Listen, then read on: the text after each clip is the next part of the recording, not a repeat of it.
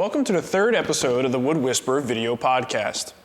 Now today we're going to cover a topic that can be frustrating, perplexing, dangerous, and extremely rewarding all at the same time, and that's refinishing. Now my original intention was to keep these videos in a nice and neat order, starting with milling lumber and then moving on to some more complex topics. But my plans were unexpectedly changed recently when a last-minute refinishing job came into the shop. Now some of you know this already, but as soon as your family, friends, and neighbors hear that you work with wood, you're bound to get some requests for refinishing. It's up to you whether or not you even want to embark on that path. But refinishing jobs are a great way to make a few bucks with very little material investment. And are also a means to practice your troubleshooting and your finishing skills. And let me tell you, once you refinish a few pieces, you'll have a real appreciation for how simple it is to finish new wood. And as you'll see, refinishing projects also teach us a lot about woodworking in general. We can really absorb a great deal of wisdom from these old pieces of furniture. What's that? You want to give me some wisdom? Okay.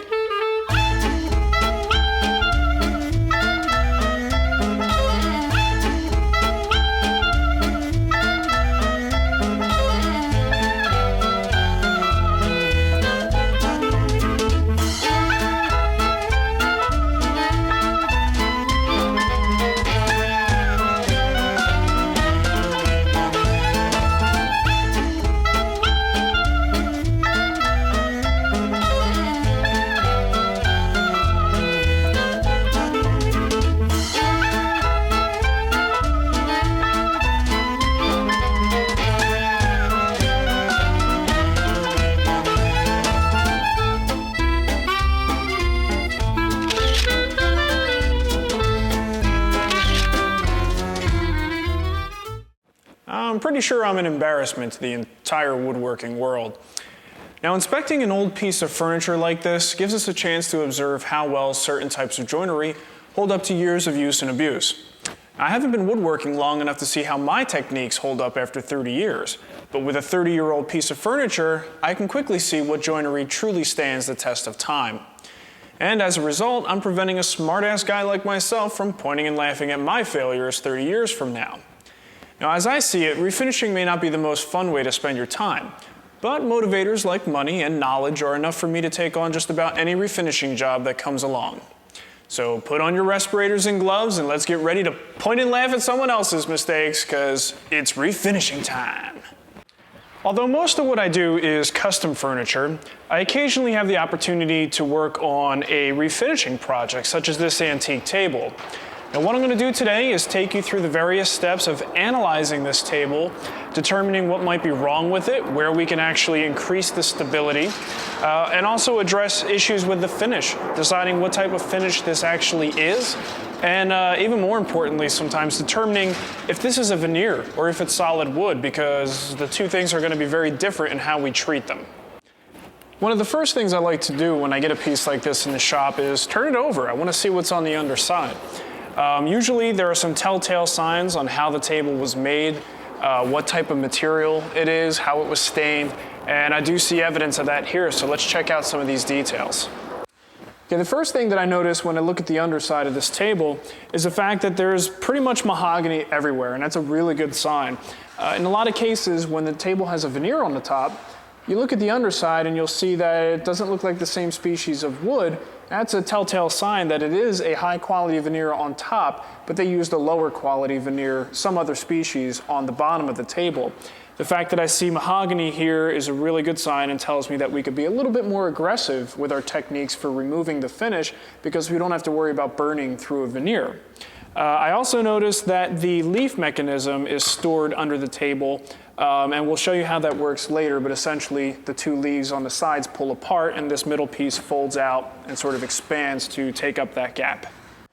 Another thing I noticed on the underside of the table is the fact that somebody was a little bit messy with their staining.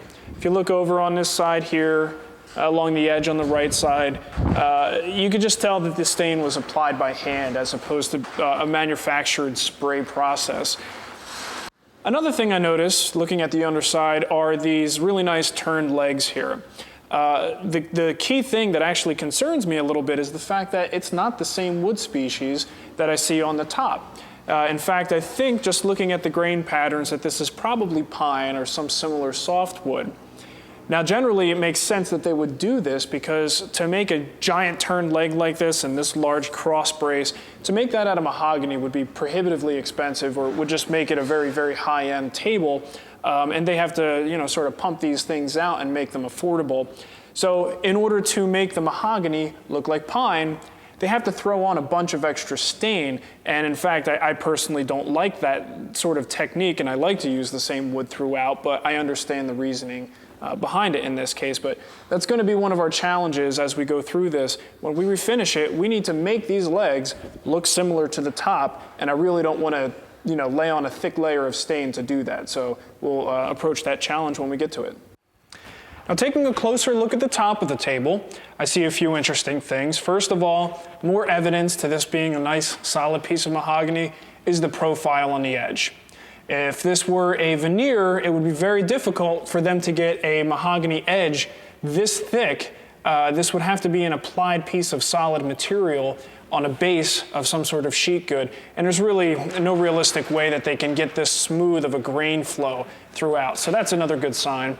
A few other things I noticed: there's a lot of flaws in the top that we're going to have to remove. And most importantly, it looks like when they attach the hardware to the bottom of the table, they may have either pre-drilled and counterbored a little bit too deep, or they just used screws that were too long, because we've got a few holes here that are clear indicators that a screw has come up a little bit too high. But we've got ways of dealing with little issues like that, so that should be no problem. The other thing I'd like to take a look at is the center leaf. Now, it's a little bit hard to pull these apart, and that's part of what I'm fixing in this process, but we'll see if we can get it there. I'll show you how this whole thing works. Maybe not. Can you help me? You can leave it on. Just pull both sides and wiggle. Break it? No, it's already broken. I gotta fix it. Okay, forget it. There we go. There it goes. Okay. There's the guys. I know. A little rotating. Okay, yeah, thanks. The lovely and beautiful Nicole Spagnolo, everybody.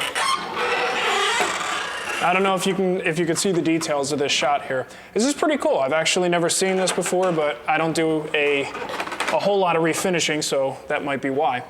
But if you check it out, this part of the leaf is actually secured with some sort of a dowel that's into the sides of the apron, and the whole piece rotates on that dowel.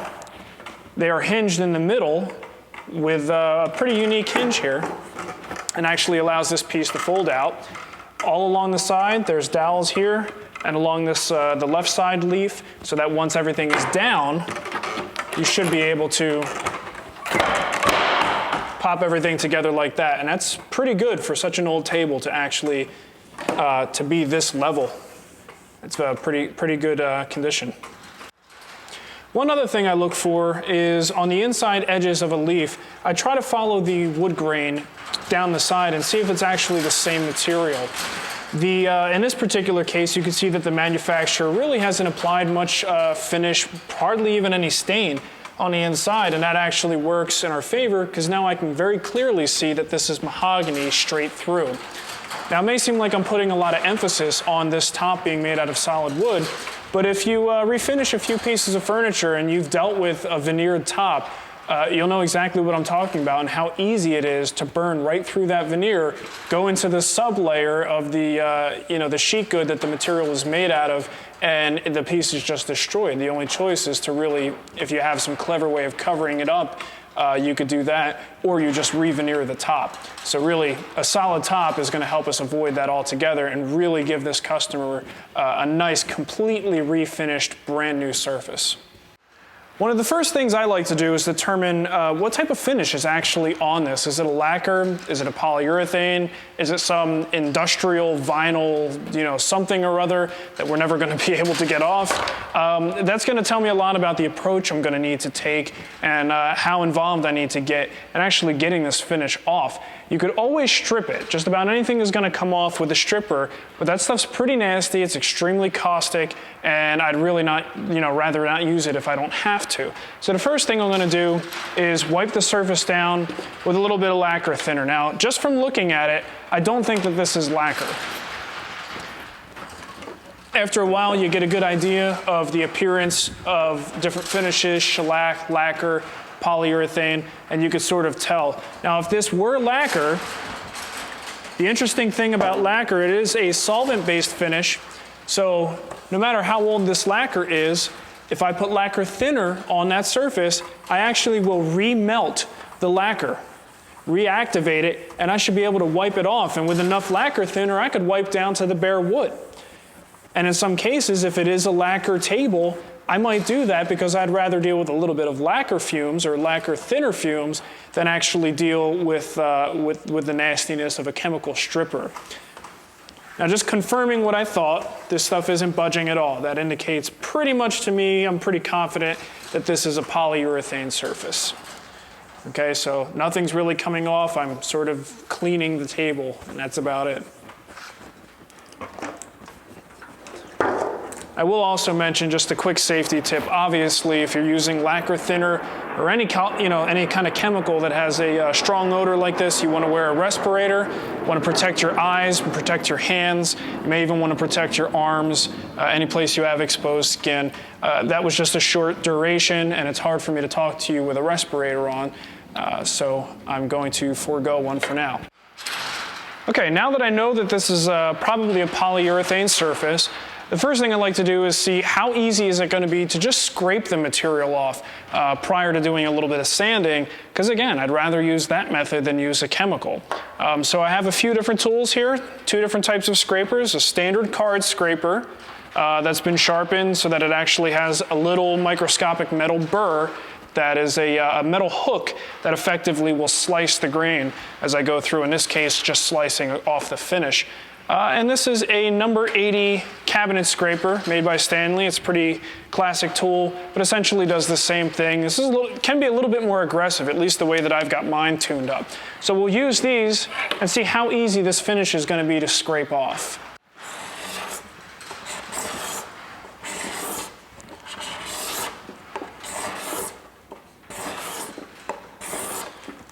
Okay, so I can see I'm pulling off most of the finish. I know I definitely want to scrape most of this top down before I hit it with some sandpaper. There's just no reason to waste all that sandpaper and put all of that polyurethane dust in the air. So I'll probably go through and scrape the entire top. I may switch to something like my cabinet scraper, which again, as you can see here, is extremely aggressive. With one stroke, I was able to get down to bare wood. So if I use this guy, I'm probably going to have to go over it afterwards with a little bit more of a gentle scraper and then go over the whole thing with maybe a belt sander and a light grit, or possibly my Random Orbit sander, just to smooth the surface out a little bit. And just another note about this cabinet scraper, clearly with this level of aggression, if we had determined that this was a veneered surface, there's no way that I would even use this. This would stay on the shelf. I may scrape some of the finish off with this, but when it's a veneer, you've got a whole extra level of things to be concerned about, because that would have just probably burned through my veneer and we would have had a serious problem on our hands. But again, having the solid top, I could be a little bit more aggressive. Now, one other major concern I want to mention when you're refinishing an antique like this is lead. You need to be concerned about what that finish has in it. If it's a paint, if it's a clear finish, possibly the stain, any of those could contain some lead components if the finish is old enough and it just happens to have lead in it. I'm not sure the exact year, I believe it was in the late 70s, is when they decided to actually ban these products from having lead in them. So it's a realistic possibility that something that's not even really a true antique could still have lead in it. So make sure you know the history of the piece that you're working with. This particular piece, I spoke to the owner, I kind of have an idea of its history, and you could sort of see, just based on its condition, how old it is. I don't really have any fear that there's any lead material in this, but just to be safe, I probably will use one of these little lead test kits to double check and make sure that there is no lead in there. You just can't be too safe. These little kits are available at the big box stores, Home Depot, Lowe's, anything you got around you, even a regular hardware store. I imagine they're not perfect, but it's certainly when you can sand the surface a little bit and create a bunch of dust and use that as your testing agent, you'll probably get a pretty accurate reading as to whether there's lead or not lead. And the bottom line is, if there's some lead, just let it go. You're better off not working on the piece at all unless you absolutely know what you're doing and you've got experience working with lead. You have to wear a special respirator. You have to make sure any of the dust that you make is taken care of. And if you vacuum it up, consider the fact that that dust material is going to go right into that vacuum filter, and it's just going to be recirculated every time you turn your vacuum on. So it's really not worth the risk. A lot of times, just learn to live with the antique, rustic beauty of the piece rather than try to actually refinish it if you know that lead might actually be an issue. Now, I've decided to actually do the lead test on camera for you so you can get an idea of what to expect. Sometimes, if you've never done it before, the results are pretty clear cut, but you're never 100% sure, oh, is that pink, is that orange? And you'll see what color we come up with here. So the first thing I'm gonna do, especially in this area that I've already pulled some material up, I'm gonna start sanding it. Got just the 220 grit sandpaper here. Don't have to be real aggressive, just make a little bit of dust and get down into that finish layer.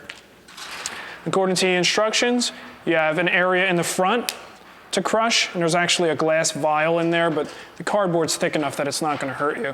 Crush the back, shake it up so you mix the two chemicals. Whatever reaction has to take place, takes place. And then you squeeze it just till you see some of that liquid come out at the tip. And when it does, go down into that dust that you've made and just swirl it around. Give it a few minutes. A few seconds, maybe a minute. Now, according to the instructions, if there's lead present, it's going to turn pink. And the color that I see here is definitely not pink, it's orange. It's pretty much the color of the chemical when it came out of the stick to begin with. So at this point, I would be really confident to go into this just wearing my standard safety gear and protect myself in the standard methods as opposed to going through all kinds of hoops just trying to protect myself from lead. Now, the first order of business is to carefully disassemble the table. I start by removing the base from the apron, which involves removing a few small screws. Then I detach the two tabletop halves from the support braces, which thankfully were not glued down. It's never a good idea to glue anything to a solid wood tabletop in a cross-grain orientation. Screws and oversized holes, on the other hand, allow the top to expand and contract while also allowing us to easily detach the tabletop. Now, I decided to try scraping the finish off of one of the top pieces just to show you how much fun it can be.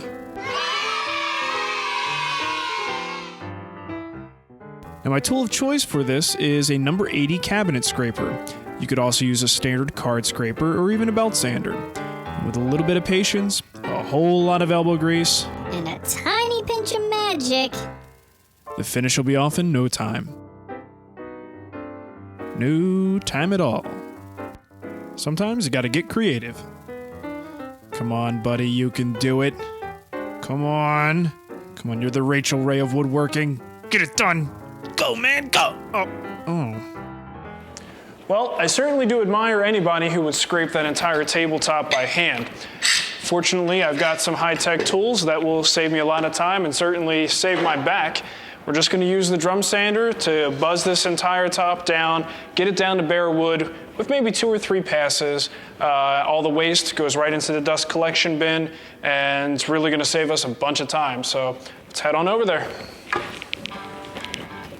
The drum sander is an awesome tool that basically consists of a rotating drum wrapped in sandpaper and a conveyor belt that passes a piece of wood underneath. It makes quick work of tedious sanding tasks. Not everyone will have one of these, and if you don't, you might want to find a friend that does. Now you can see after just a few jobs like this, a drum sander pays for itself. Check that out. super smooth. I was just getting myself a little bit of sandpaper and I saw something that you guys might be interested in. This may be old news for a lot of you, but this is just a little sandpaper tear-off jig that I made. I use this sanding block a lot and it just requires a certain length. Actually, it's evenly divisible, so there's really no waste. But if you get just some scrap plywood, nice new hacksaw blade, and you screw the blade to the end, and then you get a piece of plywood as a stopper for the exact spacing that you need for that piece of sandpaper. Just push it up against the edge like this, tear down just like it's cellophane or aluminum foil in the kitchen. And then when it's all said and done, you've got these perfectly sized strips of sandpaper ready to go for whatever system you use. And one really cool trick that you have to be a little bit careful with is if you have a complex profile like we have here, it's a round over and a little bit of a cove.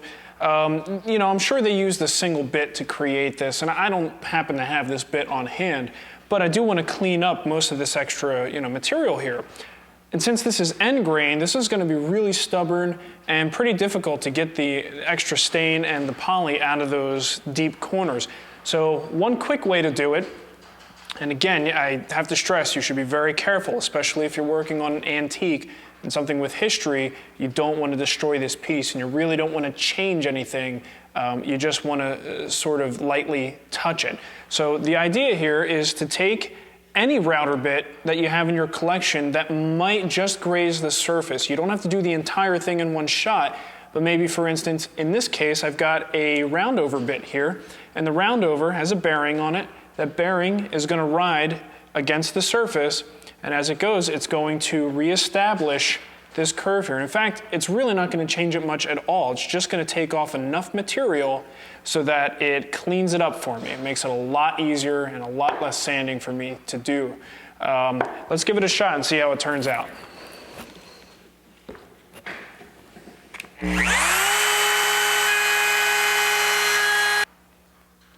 Now you can see there's a nice clean edge here. All I have to do is give it a light sanding, and that doesn't really need to be touched anymore. Where we do have a little bit more material to remove is in this corner here, right as it wants to slope up into this next section. Difficulty here is the fact that I don't have a bit that's going to allow me to do that in one shot. It would be nice if I did, but I don't. So I'm going to actually draw my little scraper here across the edge. Just very carefully, very slowly, go back and forth. And that's going to help me clean that up as well. If you have any areas like here in the front that need to be removed, the scraper is great for that. And if you don't have a router bit that fits the profile, this is the way you're probably going to have to go about it. Use a scraper to remove the excess material until you can go down to a piece of sandpaper. Now I'm going to follow this up using another bit, probably this little cove bit, also known as a core box bit. And if I use that in conjunction with this little router fence, I can actually get it in a nice straight line using the edge of the table as my guide, come across here, and that's going to clean up this inner edge. So really, the only thing I'm going to have to clean up manually should be this outside corner here, and that's really not too bad considering. Now you can see along this curved edge, I run into a problem using my core box bit to remove material on this upper edge. As I'm running the router along this edge, I can only get so far before it just becomes ineffective, and I can't really actually remove the material anymore. So as I was sanding a few of the other boards, I started to realize how much this stinks, and I need to rely on some freehand skills and actually clean up this curve just freehand with the core box bit. So wish me luck, hold your breath. This is not for the faint of heart. See how it goes.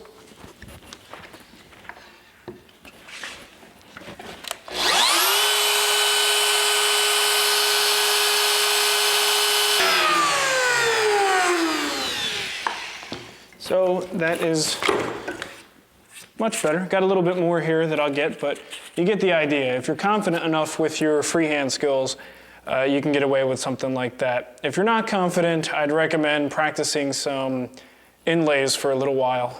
If you do freehand inlay a lot, something like this really isn't too difficult. But that's one solution on how to get that little curve cleaned up.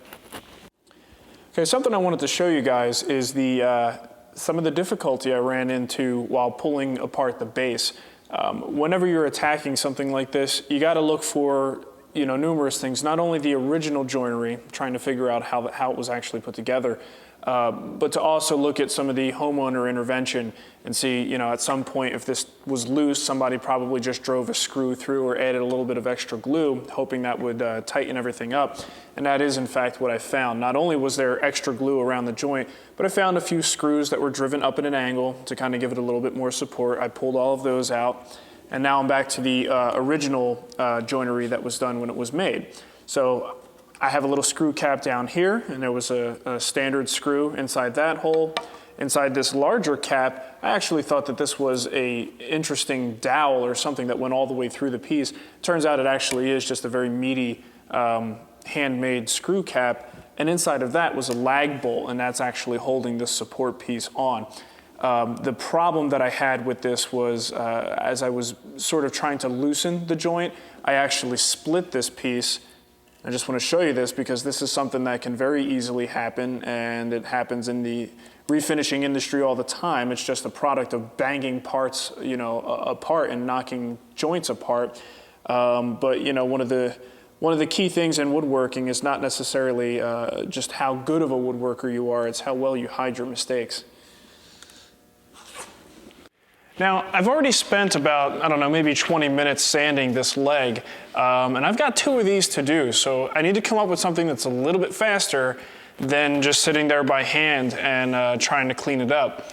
That's going to take a long time. It certainly is possible, and a lot of you are probably going to have to do something like that someday, and there's really not a whole lot you can do if you don't have, certain tools. That's just the way it is. In this case, since it is a turned leg, there's still marks on here. I actually could chuck this up on my lathe, and I don't have a really big lathe. It's just an inexpensive jet mini lathe, but in a case like this, it's more than adequate. I could just chuck it back up into the lathe and very gently return it, kind of like I did with the router bit, and just kiss the surface to remove that material. If you don't do that, you can still get the job done, but it probably won't be as clean, especially where you have areas of end grain. It's really hard to get that stain out of there. That end grain just pulls the stain, pulls the finish in, and it's really, really penetrated deep. So it's very difficult to sand all that away. So we're actually going to go ahead and take a little bit of time to try and sort of return this, but be very gentle. I don't want to change any dimensions, and I certainly don't want to do any damage. I want to make this look better than it looked before. So yeah, that's essentially what we're going to do. So I'm going to jump in here. I'm probably going to use an array of tools, starting with my super flute bowl gouge. Turning tools, geez, there's a ton of them, but I actually only use 3 or 4 to do all the work that I do. I'm not really a huge turner. I enjoy it once in a while. It's a nice break from the norm. My wife likes to turn a lot, so maybe she'll do an episode for you later. But we're not going to get into the details of the actual turning at this time. We're going to save that for an actual turning episode. I didn't even think I was going to have to do this, but this leg is taking me a little bit too long, so we're looking to save time where we can. I'm going to officially announce that if my wife doesn't clean up this garage sale crap from this area, let's say by the weekend, I think I'm officially going to freak out. So be looking for that on my blog. Thanks.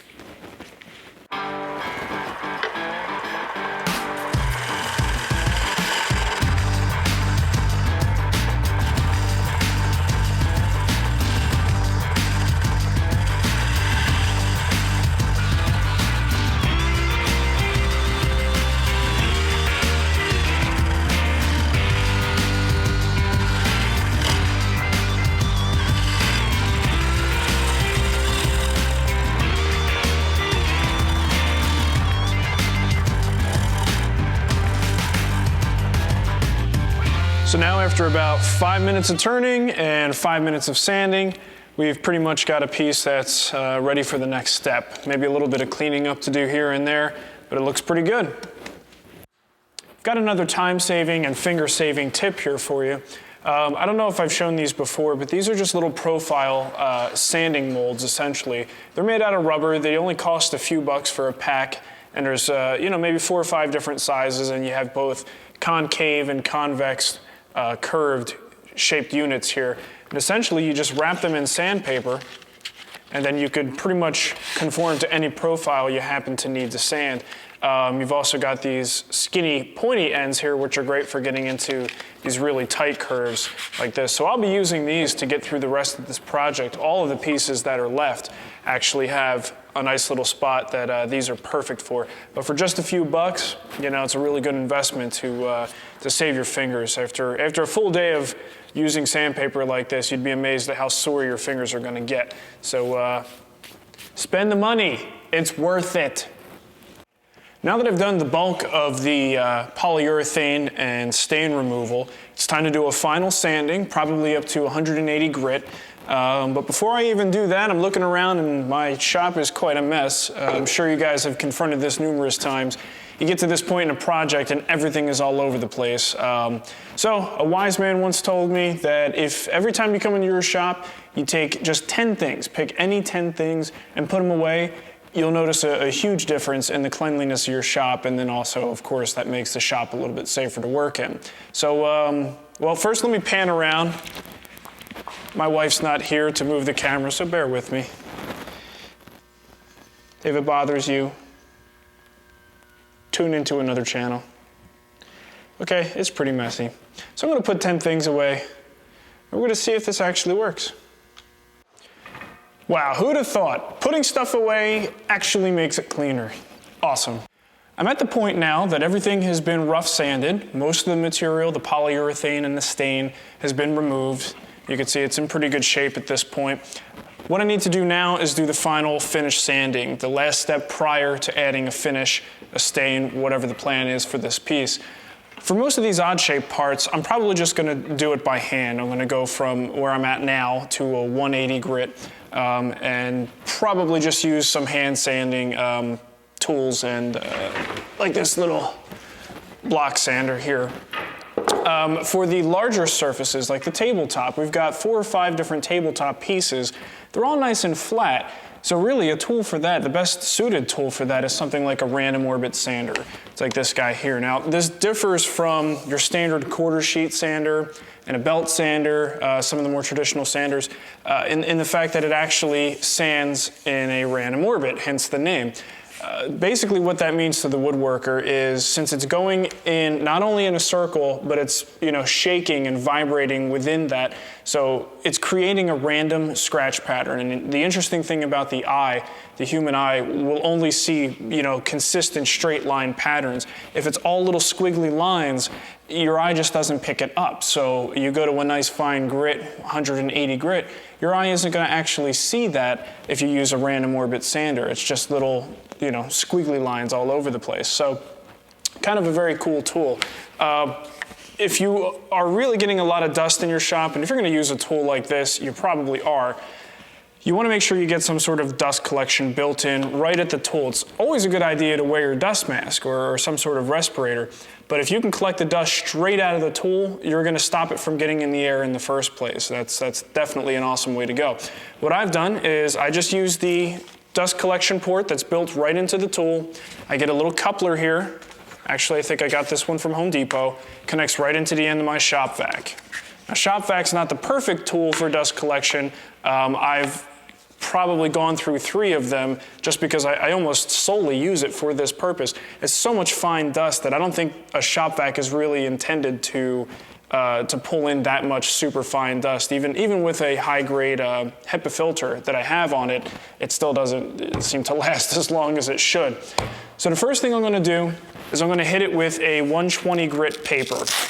Now to explain my reason and my choice for that, the drum sander was the last thing that touched those tabletops. And I believe the last grit I used was 120 grit. Now the thing to keep in mind is when you use a heavy duty machine to do your sanding, either a belt sander or a drum sander like we used, it says 120 grit, but it tends to put in a lot deeper scratches than another comparable tool might use, or even doing something by hand. So if you finished at 120, make sure when you move over to a handheld sander that you either start at 120, you might even want to start at 100 grit, go a little bit lower, and then progress your way through the grits up to where you want to be. So in this case, I finished off at 120. I'm going to start at 120 with my random orbit sander, and I'm going to finish off with a 180 pad, and that's going to give me a really nice finish.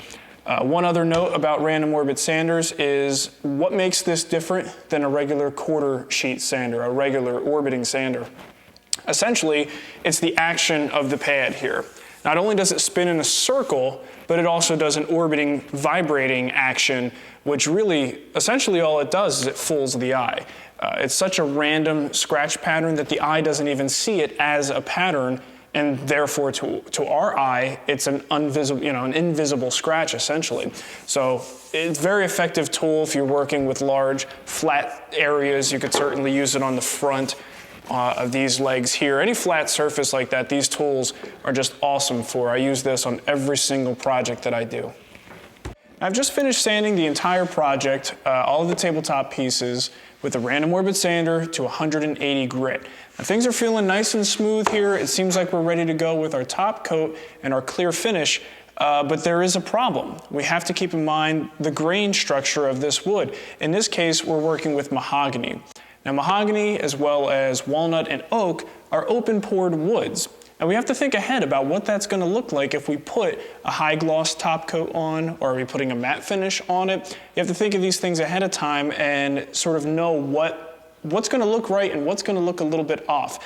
Now, to me, nothing looks weirder or just not right to me than a high gloss finish on an open pored wood. It just doesn't look right. If you're going with a high gloss finish that you want to look like basically a sheet of glass over your wood, you can't have little pore pockets in it, little divots in it. You need a continuous flat surface to get that really nice sheen that you're going for. Now, if you're going to hit it with a matte finish material, or you're going to knock down the gloss to something like a matte finish, the pores may not make that much of a difference. I mean, you may want that natural look. If you're going to hit it with a Danish oil or just pure tung oil or something like that, you may not mind those. You want a very close to the wood finish. You're not building a huge finish up on top of the wood, so it doesn't really matter so much. So right now we're going to talk a little bit about pore filling. Now, there are a number of methods out there for filling pores in a piece of wood. Ask 100 woodworkers and you might get 100 different answers. But for me, I have two methods that I use depending on what type of top coat that I'm going to be using on that finished piece. And these two methods work great for me, so I stick with them. The first one is a more natural finish method. It doesn't involve really any commercially available pore filling products, but it's pretty cool. I'm going to show it to you. That's not actually what I'm going to use on this refinishing job, but it is one that I do use pretty frequently, so I think it's worthwhile to go through that process. And then I'll show you the one that I'm actually going to use for this project specifically. So instead of this piece of mahogany, we're going to work with this nice piece of quarter sawn white oak. Just look real close, and there's a lot of open, really wide open pores here that are just begging to be filled. So let's give them their wish. There are 4 things that we need to get started on this oil varnish pore filling adventure. Oh, nurse! Number 1, sandpaper. Really, any sandpaper will do, but my preference is automotive sandpaper. It's a wet, dry material, so you can actually get this submerged in oil, and it won't start to fall apart. The grit's gonna stay intact. It's gonna do a real good job. You can start with 320, you could use a 220, even 180, just anything that's gonna create sawdust mixed with our varnish and oil. Next, we need varnish. Any polyurethane varnish will do. You just want something that's going to solidify in those pores, stretch itself out, and actually give you a nice, clean, smooth surface. Gloves. Any gloves will work. Oil. Okay, that's great if we're making a salad. Oil. There you go, tung oil. You could also use boiled linseed oil. These oils basically don't dry real fast. It's gonna mix with our varnish and give us basically a nice long working time to work with our slurry. Another thing that you can use to save time, so you don't have to mix it yourself, is Danish oil. All right, Danish oil is actually a pre-mixed oil varnish mixture. It's basically everything there in one step. We pour it on the surface, start sanding away, and we're good to go. I start the process by using a paper towel to spread a liberal amount of Danish oil on the surface. I'm using a dark color Danish oil in this example so that the effect of the pore filling is much more obvious. Next, I use a sanding block with 320 grit wet dry sandpaper to sand the entire surface. Our goal here is to create a slurry of oil and sawdust that will essentially serve as our pore filler. I use 320 grit here, but you could just as easily use anything from 150 to 320 grit. After a few minutes of sanding, the pores are pretty much filled. I could look at it with a light coming across the surface this way. It's referred to as a raking light. And I can see that the pores, almost are invisible at this point in terms of depth. It looks pretty much flat. So that's a good start. Now, although the pores are filled, they're not solidified yet. The oil varnish mixture hasn't cured. So if we rub across the grain at this point and remove this excess material, in all likelihood, we're gonna pull stuff out of the pores. We don't wanna do that. So I'm gonna let this sit for 24 hours. When I come back to it tomorrow, I'm gonna put a little more oil on the surface, get some more sandpaper, and go through that process one more time. Now, any of the pores that hadn't been filled from the first sanding are definitely gonna get filled during the second sanding. And I'm gonna let that sit for a few minutes, and then I'm gonna wipe off the excess either using burlap. That's the best thing to use. I personally don't have burlap in my shop, but I do have paper towels. So I'm probably going to scrape the excess off the surface using some sort of a plastic scraper like this, and then let it dry for another few minutes and come back with a paper towel and lightly rub across the grain. Always go across the grain, because if you go with the grain, you're gonna have a tendency to pull out that pore filling material. But at least 24 hours after your last wet sanding is what I would recommend before you actually dry sand this in preparation for your stain or finish. The second pore filling method that I like to use involves the use of a commercially available pore filling material, something like this oil-based paste wood filler. It's perfect for this type of application. This particular one is natural. There's no tint or color. In fact, it's a very dull, kind of unwood-like gray color. The point here is that you can tint this to whatever color you want it to be. So if you're doing walnut, you can go brown. If you're doing mahogany, you can go a little bit red. So we're actually going to use a few different dyes here to make our own custom colored pore filler. And then we're going to spread it on the surface and go through the whole process. Now, I keep a lot of these little plastic cups in this shop. They're disposable. They're great for epoxy, any types of glue you want to mix up. Any pigments or dyes you want to mix up ahead of time before you add them to a finish. And in this case, it's going to be where we're going to mix our pore filler and our actual dye material. Now, I highly recommend getting yourself a set of these little measuring spoons. They work great, and if you can use these, you get to a point that you start almost making recipes for things, and you get repeatable quantities, tablespoons, teaspoons, what have you. But these are usually available in your kitchen, and if your wife starts asking questions, you just do what I do, and I don't know what you're talking about. So go ahead and take a few scoops of this.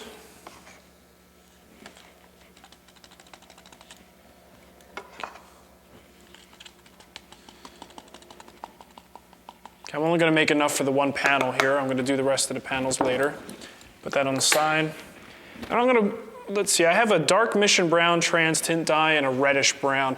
I'm probably going to add, say, like a 2-to-1 mixture of this. So for every drop of dark mission brown, I'm going to do 2 drops of the reddish brown. So let me go with 2 drops of dark mission.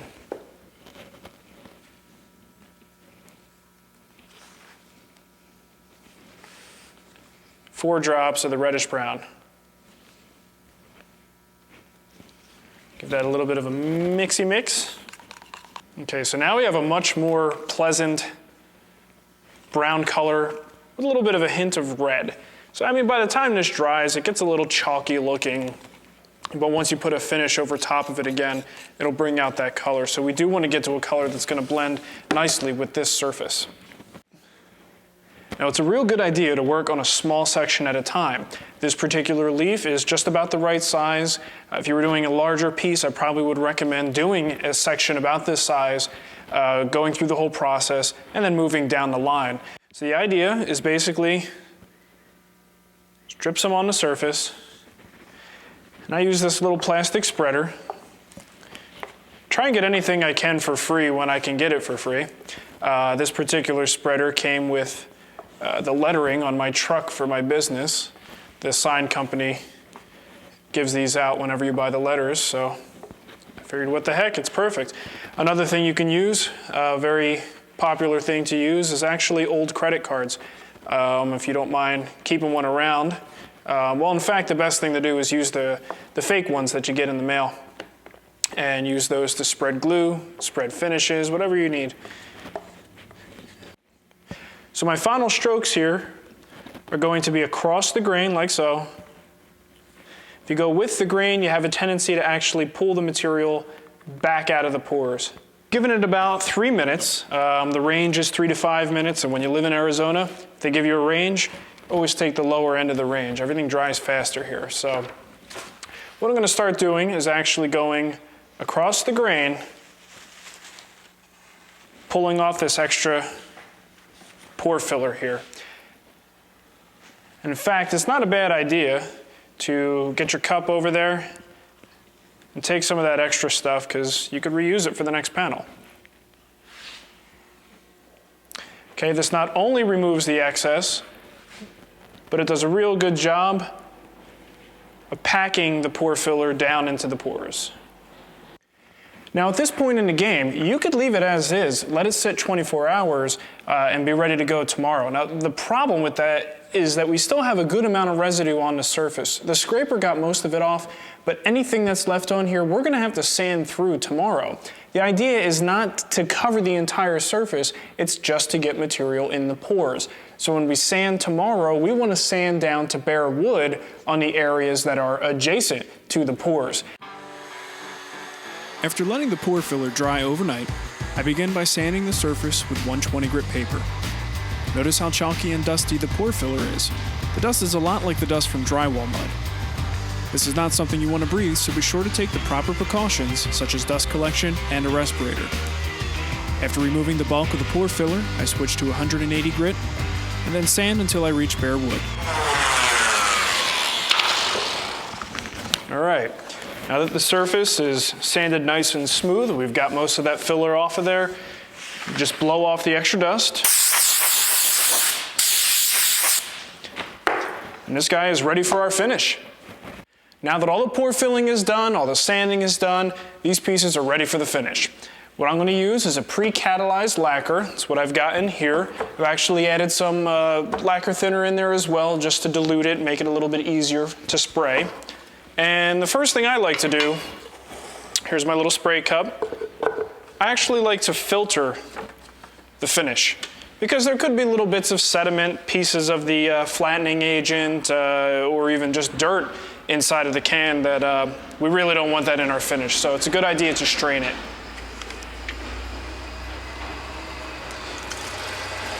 And what I use for this is actually just a standard paint strainer, finish strainer. You can get from any paint store, hardware store, whatever. Okay. It's going to be a little messy. You just kind of expect that.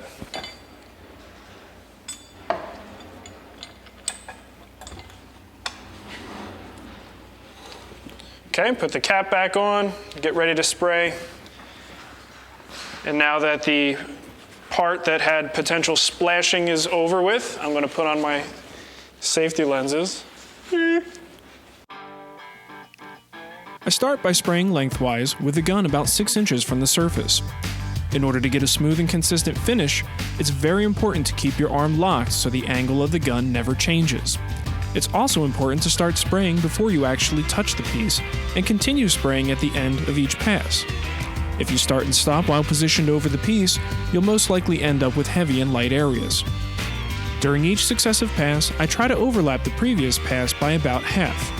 And just a quick safety note, be sure to check into the regulations in your area concerning sprayed finishes, and always wear the proper protective equipment. Now before I reassemble the entire table, there's a few things I'd like to show you. First of all, the little wooden gears for the pull mechanism under the table, these things were shot to hell pretty much. There were, 6 teeth missing off of this one and 4 off of this one. So I talked with the customer and asked them what would they rather me do. I could build new ones and actually cut new ones out, which would have been very expensive for them, or I could just try to rebuild the teeth using whatever I have around. And I actually, they decided to have me rebuild them instead of cutting new ones. So it wasn't quite the right surface for me to actually rebuild it with wood. It was just too small and it would have been a mess. So I decided to actually rebuild it using a really, really hard wood filler. Now I use this stuff for structural wood filling. If I'm doing something that is going to be for looks, there's other wood fillers that aren't necessarily as strong, but the color matching and the ability to accept a stain is quite a bit better, so they're more suited for that task. This in particular, this Minwax wood filler, I like to use that when it's a structural issue and I really want to get something in there that's going to be as strong as wood and it's going to last a long time. Now this particular material is a basically a two-part mix. You've got a hardener and the gray, milky type filler material. You don't have to use very much of the hardener, just about, a little 1/4-inch dot basically goes to, I think they say like a golf ball size amount of filler, so not very much. Interestingly enough, this hardener is just benzoyl peroxide. It's the same stuff that's in Oxy 10, and don't ask me how I know this because I have perfect skin. Now the interesting thing about this wood filler is if you look at the ingredients, and anyone who's in the automotive repair business or auto body repair probably would recognize this stuff right off the bat. It looks an awful lot like Bondo. It looks like Bondo, smells like Bondo. So I did a little bit of homework and found that pretty much this is Bondo relabeled as wood filler and costs about 3 times as much. For about the same price, maybe a couple bucks more, you could go to Home Depot, Lowe's, wherever, and you can get a can of Bondo that's about this big.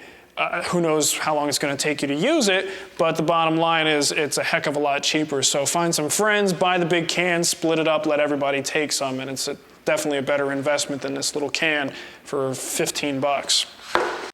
Now the last thing I'd like to show you is how I'm going to treat the moving parts of the under-table pull mechanism.